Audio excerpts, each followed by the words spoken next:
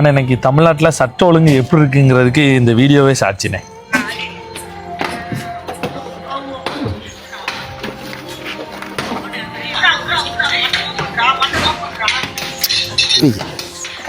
எப்பா இது என்னப்பா இப்படி வெட்டுதான்? சோ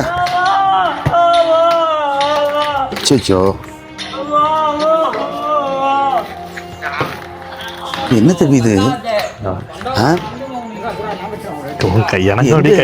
எங்க நடந்துச்சு இது? சொல்லுங்க. சிறுவர்கள் இவங்க என்னன்னா ஒரு ரீல்ஸ் கண்டென்ட்டுக்காண்டி இந்த வடமாநிலத்து இளைஞரை பிடிச்சி வீடியோ எடுத்திருக்காங்க. அது அவன் தடுத்தோன்னா இவன் அவனே வெட்டி அதே வீடியோவை போட்டுன்னு வீடியோ போட்டிருப்பான். நீ கடைசியில பாத்தீங்கன்னா அந்த சின்ன பையன் இப்படிம்மா அவனை வெட்டிட்டு. இதுல இருந்து என்ன தெரியுதுன்னா, இந்த தப்பு பண்றவனுக்கு எந்த விதத்திலயும் பயம் இல்லை. இந்த ஆட்சியை பார்த்தோ இல்லைன்னா பக்கத்துல இருக்க அந்த அரசு போலீஸ் ஸ்டேஷன் பற்றியோ எதுவுமே பயம் இல்லாம தானே இதை பண்றான். அப்ப இதுக்கு என்ன வழி?